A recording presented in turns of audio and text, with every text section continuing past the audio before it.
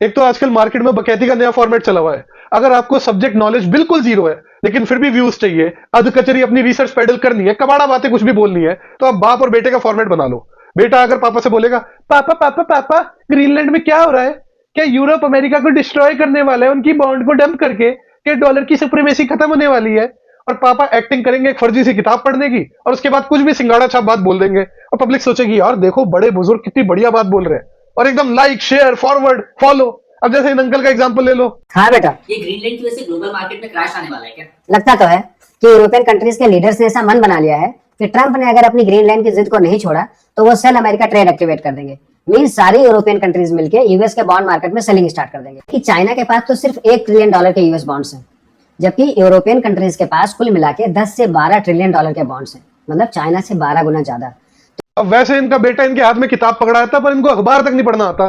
कह रहे कि चाइना एक टाइम पर $1 ट्रिलियन की अमेरिकन बॉन्ड ओन करता था, यूरोप उसके 12 गुना ज्यादा अमेरिकन बॉन्ड ओन करता है, $12 ट्रिलियन। अरे ढंग से हेडलाइन तो पढ़ लो।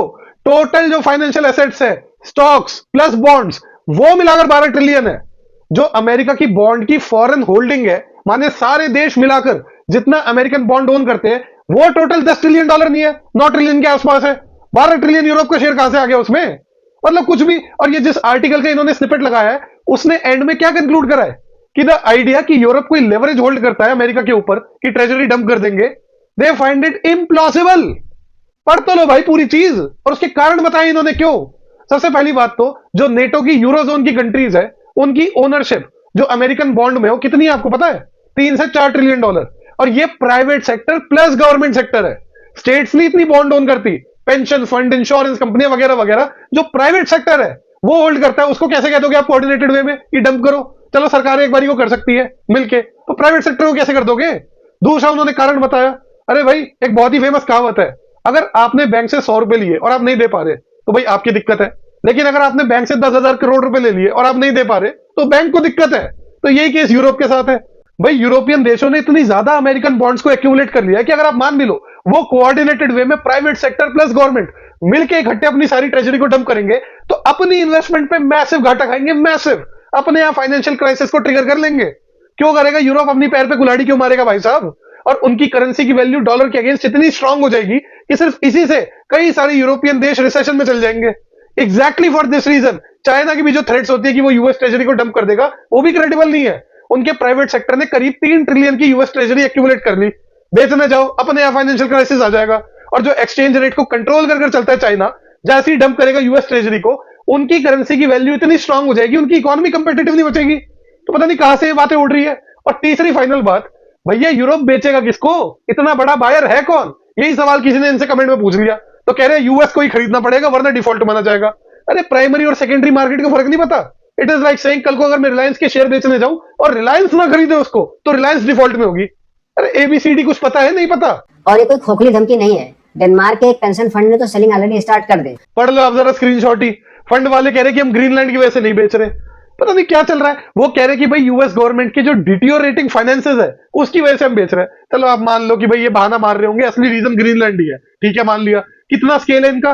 $100 मिलियन। क्या हो रहा है $100 मिलियन से? मतलब कुछ भी बकैती चल रही है। अब मजे की बात यह है कि अमेरिकन इकोनॉमी तो वैसे ही उधार के पैसों पे चलती है। ये उधार आता कहां से? यूएस बॉन्ड्स को बेच के। इसके मेन बायर्स कौन से थे? यूरोपियन कंट्रीज, चाइना और जापान। अरे भाई यूएस ट्रेजरी बॉन्ड का जो मेन बायर है वो यूएस की ही डोमेस्टिक पब्लिक है। और ये कोई ट्रिवियल पॉइंट नहीं है।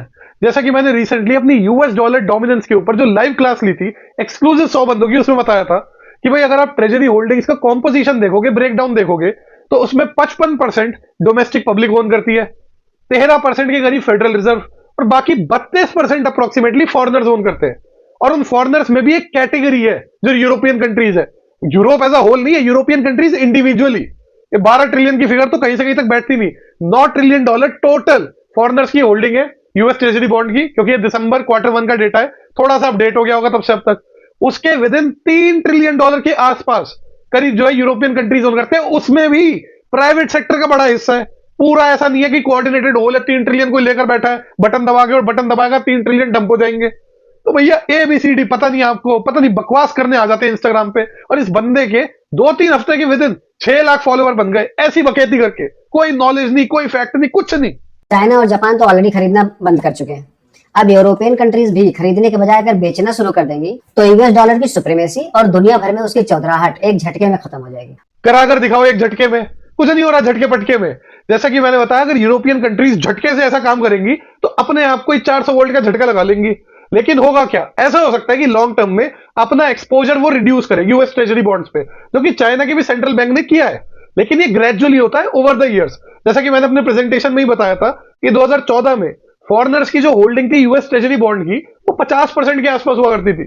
लेकिन ये कितना हो गया 2025 तक आते आते 32% के आसपास, काफी डिक्रीज हुआ है। लेकिन क्या इससे डॉलर की सुप्रीमेसी को एक घंटा फर्क पड़ा? कुछ नहीं फर्क पड़ा। तो ग्रेजुअल डिक्लाइन होगा अगर होगा तो। ट्रम्प को इस प्रॉब्लम से कुछ समय के लिए सिर्फ एक आदमी बचा सकता था, उनका फेड चेयरमैन, मनी प्रिंटिंग करके। पर याद है कुछ दिन पहले मैंने बताया था कि ट्रम्प साहब ने उसके ऊपर भी क्रिमिनल इन्वेस्टिगेशन चलवा रखा है, तो वो रास्ता भी बंद ही है। बेसिक ही नहीं पता बंदे को। अरे भाई, जेरीम पावल जो फेडरल रिजर्व का चेयर है, वो यूनिलैटरली थोड़ी करता है ये सब काम। 12 लोगों की कमेटी होती है जिसमें वोट पड़ता है, जिसमें एक इक्वल मेंबर होता है, फर्स्ट अमंग इक्वल्स, लेकिन इक्वल नेवरदलेस फेडरल रिजर्व का चेयर। पहली बात तो वो अगर हटेगा, जेल में जाएगा, उसकी जगह कोई और आएगा। अल्टीमेटली होगा तो वोट से ही तय। एबीसीडी पता नहीं, बस मुंह फाड़ के बोल दो कुछ भी। उधर यूरोपियन कंट्रीज ने इसे अपनी रिस्पेक्ट और सोवरेनिटी का मुद्दा बना लिया है, इसीलिए वो एकजुट है और पीछे हटने को तैयार नहीं है। तो ट्रम्प साहब ने ग्रीनलैंड का मुद्दा छेड़ के खुद ही अपने लिए आगे कुआं पीछे खाई जैसी स्थिति पैदा कर ली है। अब अगर ग्रीनलैंड के मुद्दे पर यूरोपियन कंट्रीज से हार मान के पीछे हटते हैं तो 6 मंथ्स बाद इनके यहाँ मिड टर्म इलेक्शंस हैं, अपने वोटर से पिटेंगे। दिखा दो भाई सब, कौन से पोलिंग डेटा के बेसिस पे आप ये बोल रहे हो? यूएस में तो खूब ओपिनियन पोलिंग होती है। दिखाओ, सबसे पहले तो ये दिखाओ उनकी जनता ने कभी कहा भी ट्रम्प को हमें ग्रीनलैंड चाहिए, यही दिखा दो। फिर पोलिंग ये बताए कि भाई ग्रीनलैंड पे अगर पीछे हट गए तो हम तुम्हें वोट नहीं डालेंगे, ये दिखा दो। कुछ भी पहलते चल जाओ, मैं टाइम ही नहीं वेस्ट करूंगा। और अंकल पे इन्होंने अपनी प्रोफाइल में लिखा है 32 साल इन फाइनेंस। कभी अगर 32 मिनट मेरे को फेस कर ले डिबेट में, दूध का दूध और पानी का पानी हो जाएगा। बाकी अगर आप लोगों को यूएस डॉलर डोमिनेंस के ऊपर जो मैंने लाइव क्लास की थी, उसका पीपीटी अगर आप लोगों को चाहिए तो डिस्क्रिप्शन में मैंने लिंक डाल दिया है, आप जाकर उसको खरीद सकते हैं वहां से डायरेक्टली। फॉलो जरूर कर लेना चैनल को और अंकल तक जरूर भेजना।